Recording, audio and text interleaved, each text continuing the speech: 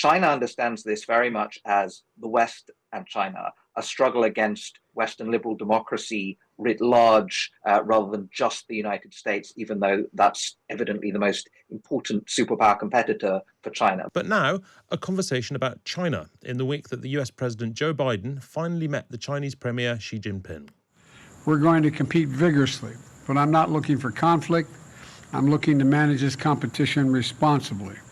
And I want to make sure that every country abides by the international rules of the road. And we discussed that. The One China policy, our One China policy has not changed, We oppose unilateral change in the status quo by either side, and we're committed to maintaining the peace and stability in the Taiwan Straits. So that was the first in-person meeting between the two superpower leaders since Mr. Biden took office. The American leader promised no new Cold War and said he did not believe China would invade Taiwan. Well, let's talk about the competition between the two nations, between China and the West. China and America, but also the rest of the West, with an expert on the subject. And Andrew Small, his book, The Rupture, China and the Global Race for the Future, is out on Thursday and it examines the rise of China as a turning point for global affairs. Andrew Small, welcome to the programme. Thank you very much for having me on. Thanks for being on. Look, what did you make of the meeting between Biden and Xi this week? So this was kind of the first summit of the new Cold War. Normally, summits in the past were about fixing significant bilateral deals. Even during the Trump administration, there was a significant agenda between the two sides that was actually about improving economic ties, managing global issues together. This was basically just about ensuring that the competition and rivalry between the two sides didn't spill over into outright conflict.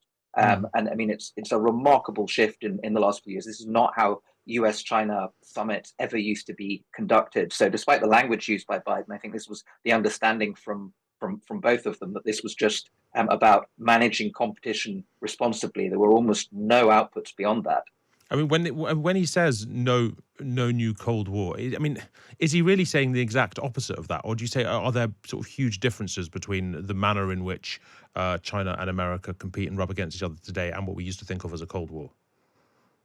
I think the important thing about this meeting, of course, taking place at the G20 as well, watched by a whole range of other countries that don't want to be caught up in this rivalry, is that I think it's still important to say that you're not engaged in a new Cold War. It's still important to say that you don't have to pick sides, that we're not moving into an era of new bloc politics. This was the line, these were all the lines in the latest US national security strategy. They know people don't want to be stuck in this. But at the same time, the new realities are that both sides are preparing for a kind of long-term struggle. And as you pointed out at the beginning with the sort of clarification on whether it's the US and China or the West and China, I think China understands this very much as the West and China, a struggle against Western liberal democracy writ large, rather than just the United States, even though that's evidently the most important superpower competitor for China. But China understands this much more in ideological terms. And despite some of the careful language used by Biden on some of these issues, I think it's understood in pretty ideological terms on the US side too.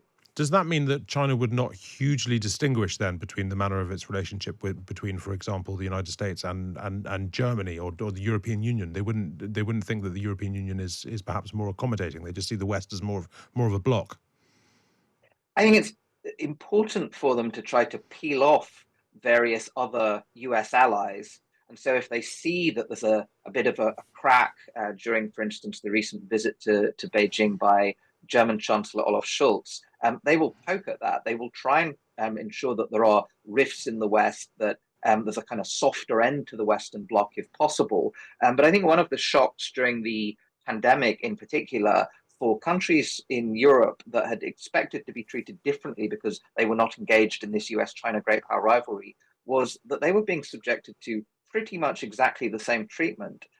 When Macron sent all of their kind of high-grade PPE to China and said, you know, they'll remember it when the time comes. Instead, the embassy in France was essentially saying the failures of the West during COVID are a failure of Western liberal democracy in general. France is failing. Everyone is failing. The Chinese system is superior, and all of this very kind of aggressive diplomacy on these things. And I think the question in parts of Europe was very much, you know, why are we being swept into this? But from China's perspective and Xi Jinping's perspective, who is a far more ideological leader than we've had in some time. It is the liberal democratic West that is the target, that is the threat in different ways. What he sees China and rather the Chinese Communist Party struggling against. So that means whether intentionally or not, most of Europe is certainly swept into this too. Understood, absolutely. Look, your book is called China and the Global Race for the Future. We've been talking largely in ideological terms, but are we really talking about an ideological race or an economic one or a military one or a geopolitical one? I mean, what is this race fundamentally?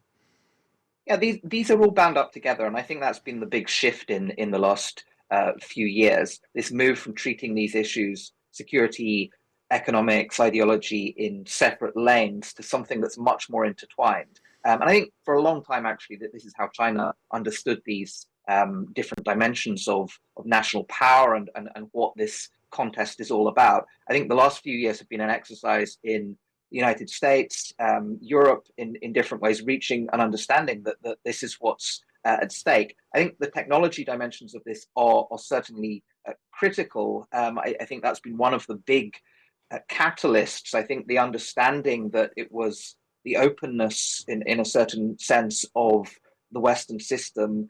During the last Cold War, most of the important technological developments were coming from US government collaborations with major industry. In this period, it's the commercial sector that's been the critical source for a lot of Chinese inputs. It's been the system openness in the West that they've been able to benefit from, and we're seeing this most recently in the restrictions that the US has put in place on semiconductors. I think there's been this understanding in the West that in many ways, China's takeoff economically, but militarily as well, is still fueled by access to the relative openness of our, broadly speaking, system, while China's is relatively closed off. And I think a lot of the rebalancing has been about addressing that asymmetry. But I mean, this is a contest that is understood on the Chinese side, certainly, to be a kind of multi-dimensional one. And I think the interesting piece has been, I mean, when you in the book I talk about how German business, for instance, started to see these issues in what they characterize as systemic terms. The political dimensions, what you're seeing in Xinjiang, the shift from a kind of soft authoritarianism to something that looks more totalitarian under Xi Jinping. All of these are issues that play into business interests as well. Business interests in China and the China that Western business has to deal with there, but also across lots of the rest of the world, where China is being far more actively engaged in exporting its model, externalizing a lot of its practices. So I think these dimensions have just become much less separable, which is why you have NATO statements, G7 statements, talking about this as a competition that is now systemic rather than separated into different pieces. There was a period of time, I guess, I was going to say pre-COVID, perhaps earlier ago than that, pre-Trump, perhaps, when you got a strong sense of the West trying to harness the might of China in various ways, trying to exploit the might of China. Whether that was, and indeed it's ongoing, but whether that's talking about trying to get sort of Chinese money to build our nuclear power stations, or deals over 5G, or indeed now with people talking about wanting China to weigh in on Russia to rein in the war in Ukraine. Do you think there is still a sense at all in the West that China can be sort of used and cooperated with in this sort of way, or is it just a rivalry now?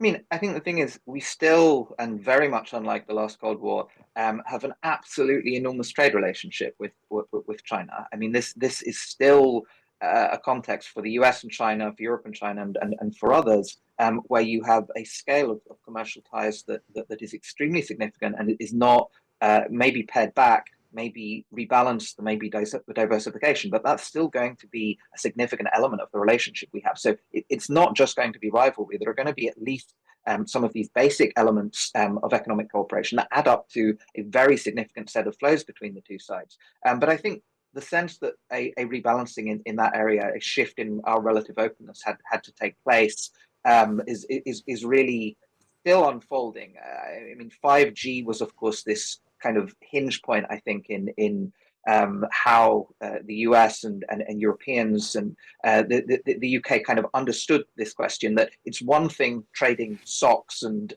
cheap toys. It's another thing giving China access to build the enabling infrastructure of our telecommunications networks, in many ways, the kind of enabling infrastructure of a lot of our future technologies. It's a very different thing giving China access to critical infrastructure of all sorts. And so I think there's a bit of a sort of unraveling of how the two systems need to relate to each other in that regard. And certainly at the G20, there's still a few of these discrete areas where the question is, can the two sides cooperate on at least areas of kind of limited convergence of views. The Russia piece of this, where you had in the last couple of weeks this push at least to have China state that it doesn't think that the use or threat of nuclear weapons is something that's acceptable, I think has been the most recent push on that. But this is very minimal. I mean, this is a very low bar. And the China-Russia relationship, in the context of what China sees as this kind of systemic struggle, is now extremely close. It's not going to be very much that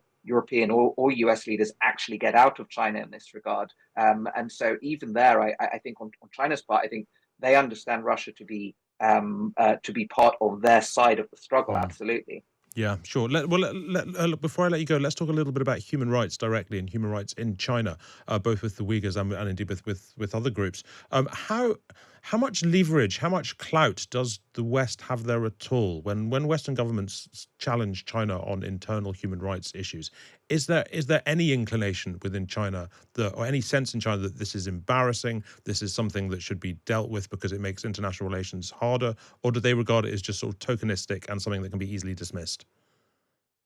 No, I think it can still have an important impact. And if you talk to human rights activists working on Xinjiang, for instance, there are very material differences to what they see as, you know, as the conditions for specific individuals when these cases are raised. I think the sense that the world's attention on this, particularly what was going on with Xinjiang with the mass detentions, was something that did actually put China under pressure to mobilize a real diplomatic push just to kind of hold the line in a whole series of different international institutions. They spent a lot of political capital on this. And I think they did come under genuine pressure to somewhat rebalance their approach. You've seen this actually somewhat in Xinjiang in the last couple of years. So I think in lots of these cases, yes, you're not going to change the fundamental approach that China takes, but do they feel under pressure? I mean, in that case, also pressure across the Muslim world.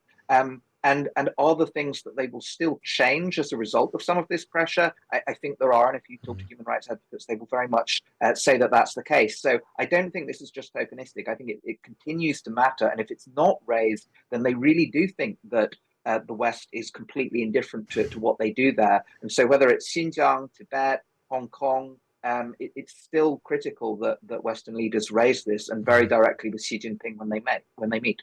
Yeah, well, look, fascinating, and look, great to talk to you. Thank you very much indeed, Andrew Small. And that book, The Rupture, a pleasure having you on. That book, The Rupture, China and the Global Race for the Future, is out on Thursday.